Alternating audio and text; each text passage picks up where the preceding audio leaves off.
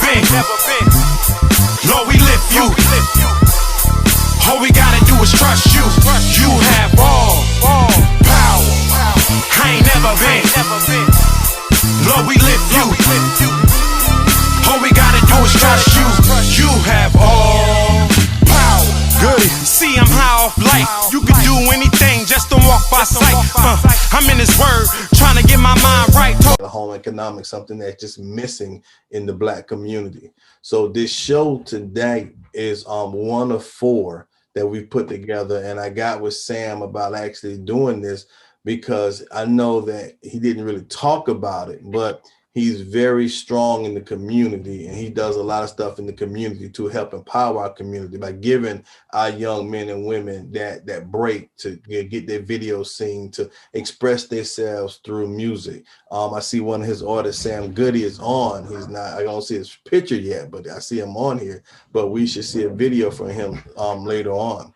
So without further ado, I want to introduce the man of the hour, Dr. Louis Lynn. He started his Enviro Ag Science, correct? Right. Yes, sir. That was in 1985. In his 30-year history, the company has completed a number of showcase projects in both landscaping and construction. Enviro's projects include impressive array of both government and private work, including the Columbia Convention Center, the University of South Carolina Colonial Center, Spirit Communications Park. If anybody don't know what that is, that's the baseball field here in Columbia, BMW manufacturing plant, Atlanta City Hall, Hartsfield-Jackson Atlanta International Airport, Fort Jackson Soldier Support Center, Shaw Air Force Base Fitness Center, Camp, and I hope I get this right, Lejeune for the Marine Corps, Detention Center, Mess Hall, Johnson Controls, Flora and Savannah River Nuclear Site. And this resume of projects has established Enviro Ag Science as the largest African-American owned landscape and construction firm in South Carolina. One of the biggest things I want to talk about is the fact that Dr. Lynn graduated from Clemson back in the 70s, and his experiences is growing up in South Carolina is what we're here to talk about today. So from the title, American History Told from the Black Experience, I want to introduce everyone to Dr. Louis Lynn. Thank you, Perry. First, I'll say, giving honor to my Lord, Jesus the Christ. It's good to be here. And I'm glad that your generation is allowing folks to share some oral history. My family has even decided we need to get some oral history. But I'm going to start out with a summary and I'm going to talk about my life from childhood to college to corporate to my company to civic to now a senior citizen. So let me start with a summary of all that I've learned through all of these. One is, even if you're on the right track, you'll get run over if you just sit there. I'm telling you something I know, not something I heard. And then the golden rule I've learned, and you guys are all entrepreneurs, the golden rule, and you've probably heard it, he who has the gold rules. And I've seen that in all these sectors. I grew up in the 60s and 50s and 60s, and that was the we shall overcome era. And what's going on now, and to me appears to be that this too shall pass, but there's still strife and struggle for us. So in my childhood, I grew up in the PD in a little town called Lamar, South Carolina. And actually, I tell my friends when I left Lamar, I tore off the rearview mirror. But it was a small town. The schools were still integrated. I went to the black school in town, and I still remember. None of you remember. I still remember when there were colored bathrooms. They used the word colored. There were colored bathroom signs. There were colored public water fountains. We had to go to the rear door to get food. And I could even remember walking down streets and older black men were saying, "Boy, don't you stare at white women in the eye. Don't you look at them too hard." And there was a benefit of so I was in ROTC and I heard some of you talk about the military. I have to give Clemson and ROTC in Vietnam. I'll tell you what that did for me. But I just want you to know that there were troubled times just like now. The protests of the war and the social justice protests, we called them the equal, as I said, it was, well, we shall overcome. And now I'm hoping that this too shall pass. So I go to Clemson, and back then there was a draft lottery for Vietnam. And there were folks who were draft dodgers, and I was not gonna be a draft dodger. I was, and you could get deferrals if you were the only child or if you had good grades. Well, I had good grades. And so I got commissioned in 1970, and the Vietnam was winding down. And there was, have any of you ever seen the movie Rambo? There was a whole series of Rambo.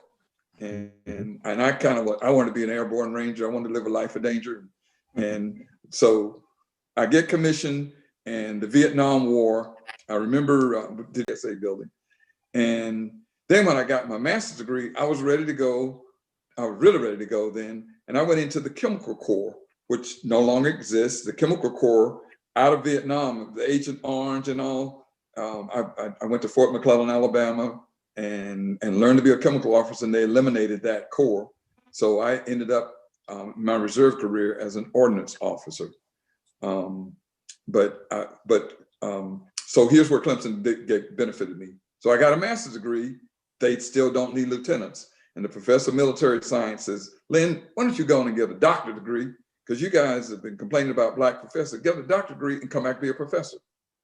Well, I did, I got a graduate scholarship to go to University of Maryland, and I got my PhD in horticulture again, and in chemicals. So the match was I've been in the Army on chemical control, Agent Orange. So I studied weed control, agricultural chemicals. And so thanks to the Vietnam War and thanks to Clemson and Colonel Mertens, that's why I have a PhD today. So I give Clemson a shout out for that. It's a sign of the times. I would not have had a PhD if it hadn't been for the war, or if it hadn't been for Colonel Mertens telling me to go and get the education. Now, when I was at Clemson, we had a motto that we didn't have. I heard all you guys talking about the fraternities. We didn't have fraternities that looked like us. But we had something, I think one of the fraternities, is it your fraternity? Well, our motto was reach one, teach one, and don't mess it up for the folks who follow. So if you're in animal science, if you're in engineering, don't mess it up for the folks who follow. The reach one, teach one, which fraternity is that? Okay, well, I think that's the current fraternity code. And at Clemson, there were 12 of us, and we all were in different majors. There were 2 of us in agriculture, some engineers, but we met every day at Johnston, I guess the cafeteria at Johnston Hall, and we had something called the Black Table. And every day we would all meet. I remember Jim Bossett was the first at PhD. I remember the first guy commissioned our ROTC, but that was all because we all said, don't mess it up for the folks who are coming after us. So the Clemson and the education part led to corporate. So I had a PhD in horticulture in 1975 in agriculture. And I remember my high school teachers like, why you major in agriculture? Most black folks trying to get away from farming, and you studying farming. And but again, I wanted to be a county agent, but I was kind of a unicorn. Here I am, a black man with a PhD in agricultural chemicals, and a company called Eli Lilly that made pharmaceuticals also made agricultural chemicals. And they recruited me to take my horticultural PhD and work on fruit and vegetable pesticides. And back then, research was done with checkbooks. You'd go to a university like Clemson, and you'd say, I'm going to give you a $10,000 or $40,000 grant to study my product on apples. Well, in the Midwest, I got assigned as the research scientist for Michigan State, Ohio State, Purdue, and the University of Kentucky. So that kind of gave me my street creds because I was dealing with high-profile schools in the Midwest, and I even published some papers with them. So it was an unintended blessing. But as a black scientist working at these Midwest corn universities.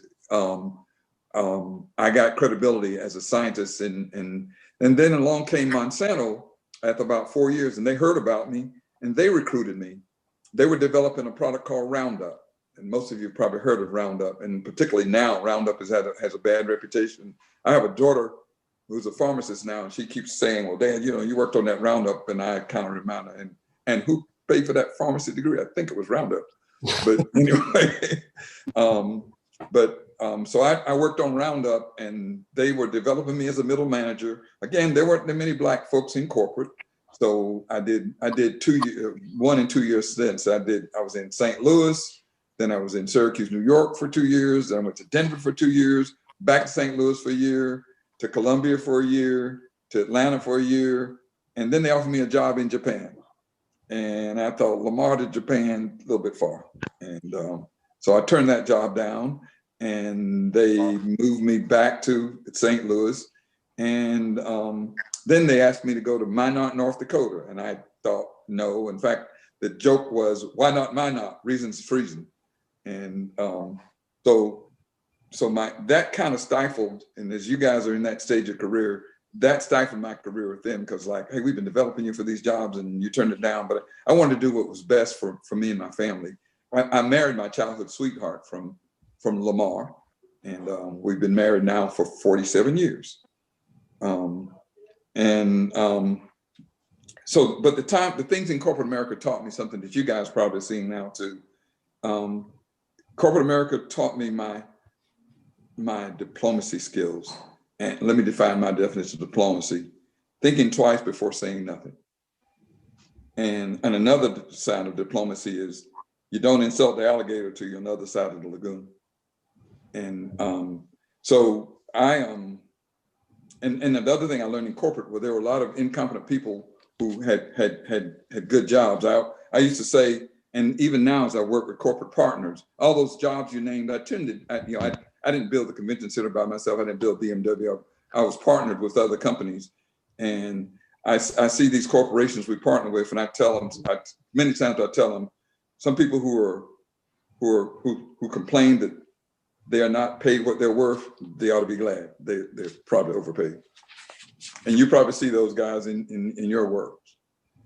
So then let me go to my company. So the corporate experience, when I left Monsanto, and people still do it, I got a good, they gave me a buyout, something they call a golden handshake or golden parachute. And they paid me 1 month for each year I'd been with them. And I'd been with them for 14 years.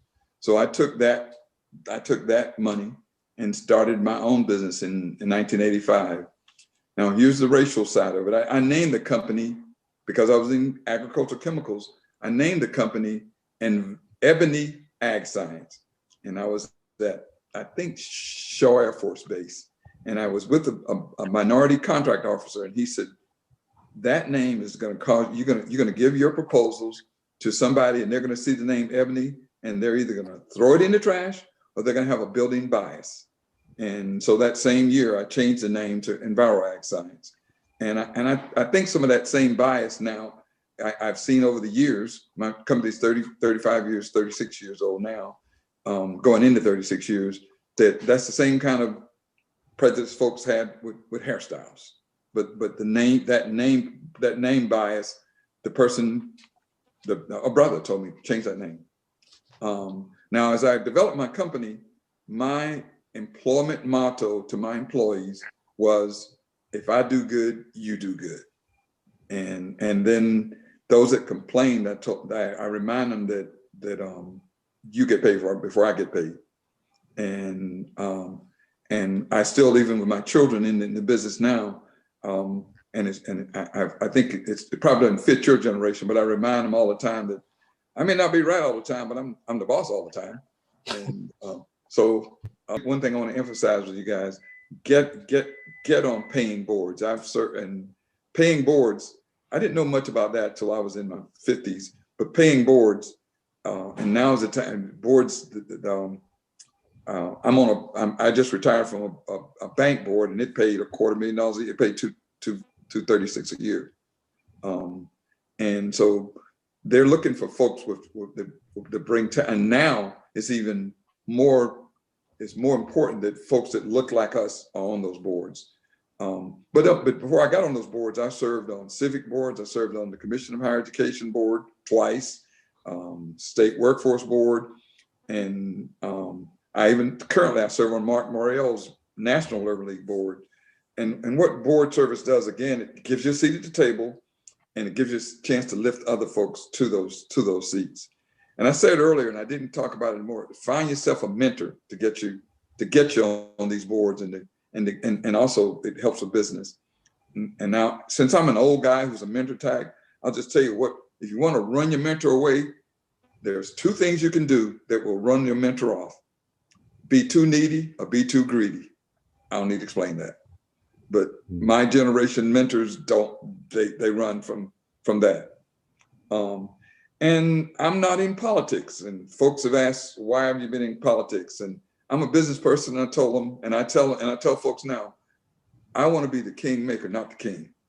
I'll have access to the king. So all my career, I've worked at being the king maker. In fact, I watched today, my friend Steve Benjamin is stepping down from politics. And I did Steve's original inaugural prayer, but he's one that I kind of like, let's put good public servants out there and work with them. And then in the university, I worry about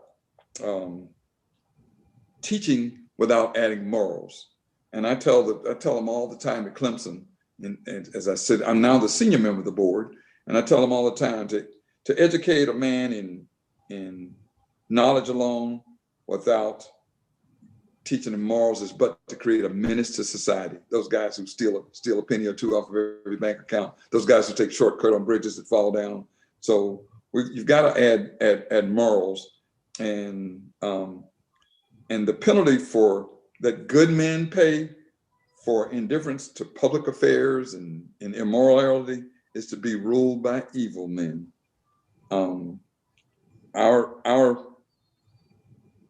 We need to, as a university, as young business folks like you are, we need to make people ready for the future. We need to make people who look like us ready for the future. Some life lessons, I call them adages. I'm going to publish a book sometimes. I'm working now on, and I'm calling it, it started out as Adages by Lewis Lynn, but the title of the book is going to be Country Boy Wisdom. Just like some things just don't need an explanation. And here's I'll just share some with you. It's better to give than to lend, and it costs about the same thing. Good judgment comes from experience, and a lot of that comes from bad judgment. Bad company corrupts good morals. That's kind of birds of a feather flock together. Right actions only flow from right hearts. Because the folks who get locked up for dishonesty. And the best way to win an argument is to be right in the beginning. Now, for all of you guys are young guys, and I can just say, looking at the pictures I see on the screen, that all of your life has been but a time of preparation for this season of your life. When I was your age, the remainder of my life, the remainder of your life, it will be a measure upon the basis of what you do now. Each of you have been given duties from the entertainment world, from the business world, but the Lord has provisioned you for promise, for performance. Do good work and for your community and your fellow man. And I've found out, particularly now, I can look back and see that the service you do doesn't establish your choice as much as it confirms your choices.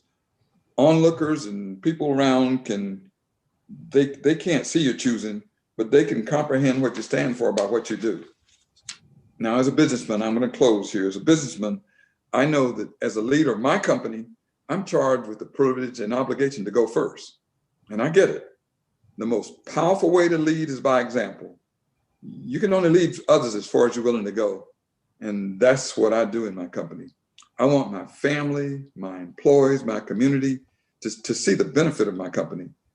Since starting my business in '85, God has and still does test me and bless me. You know that money is both a test and a trust.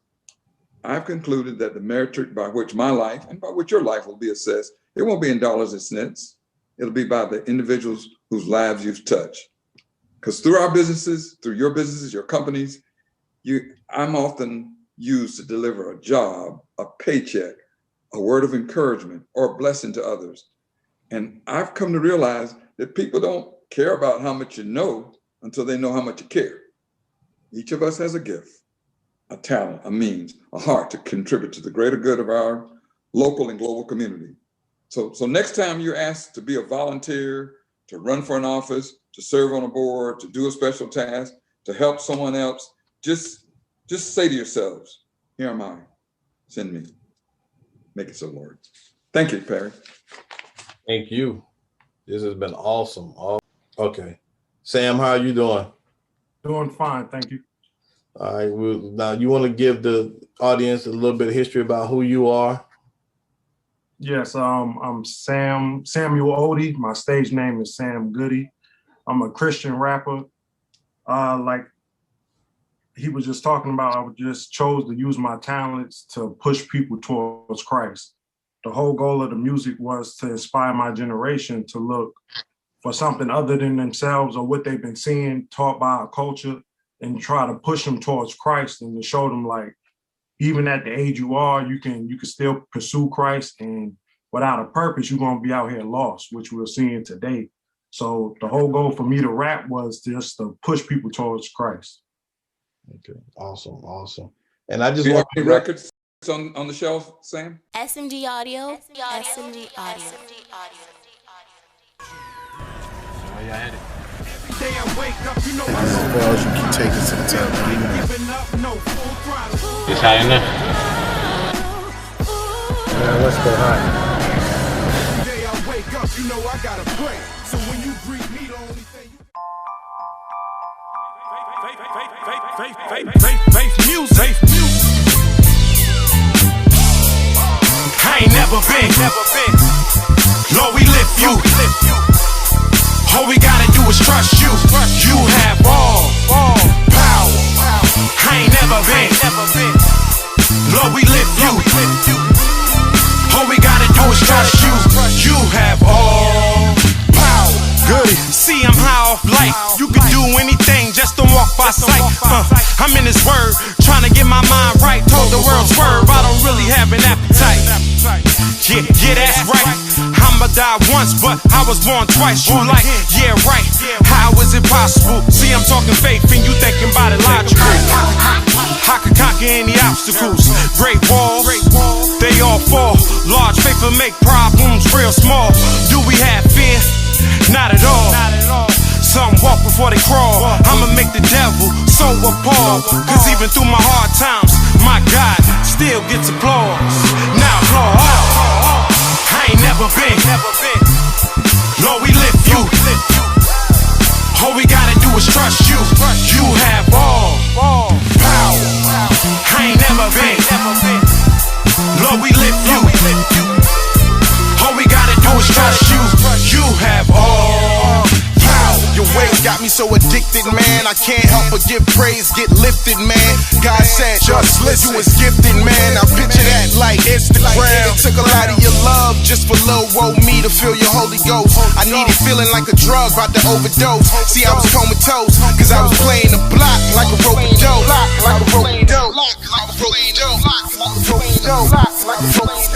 Lord, hold me close, and please keep lifting me up. Got some real big dreams, I ain't living in luck, no. Cause I'm carried by grace. I can see the unseen, cause I'm dwelling in faith. Lord, you took me higher than I ever been. Yeah, that's why my past so irrelevant. You changed my aptitude, now my altitude much higher than it ever been. I ain't never been. Lord, we lift you. All we gotta do is trust you. You have all power. I ain't never been. Lord, we lift you. All we gotta do is trust you. You have all power. Lord, we praise your name. Your name, Lift your name on high. on high. Prayers go up and blessings come down. Prayers go up and blessings come down. Lord, we praise your name. Your name, Lord. Lift your name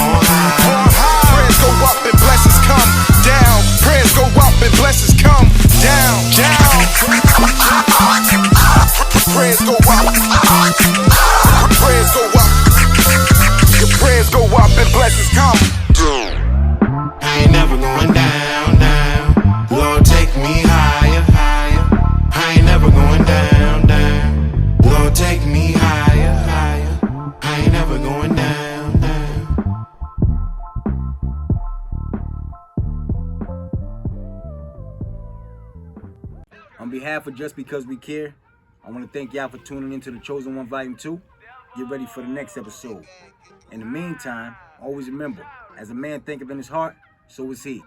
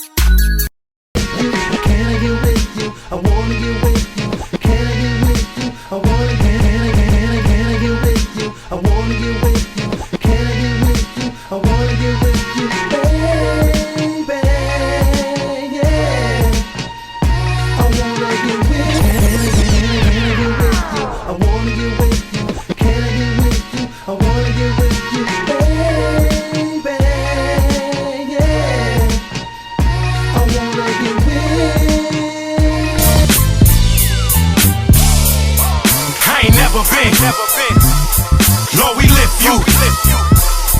All we gotta do is trust you. You have all power. I ain't never been. Lord, we lift you. All we gotta do is trust you. You have all power. Good. See, I'm high off life. You can do anything, just don't walk by sight. I'm in His word, trying to get my mind right. Told the world swerve, I don't really have an appetite. Yeah, that's right. I'ma die once, but I was born twice. You like, yeah, right. How is it possible? See, I'm talking faith and you thinking about it logical. I am happy to join with you today in what will go down in history as the greatest demonstration for freedom in the history of our nation.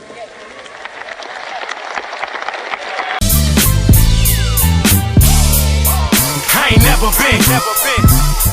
Lord, we lift you. All we gotta do is trust you. You have all power. I ain't never been. Lord, we lift you. All we gotta do is trust you. You have all power. Good. See, I'm high off life. You can do anything, just don't walk by sight. I'm in His word, trying to get my mind right. Told the world swerve, I don't really have an appetite. Yeah, that's right. I'ma die once, but I was born twice. You like, yeah, right. How is it possible? See, I'm talking faith and you thinking about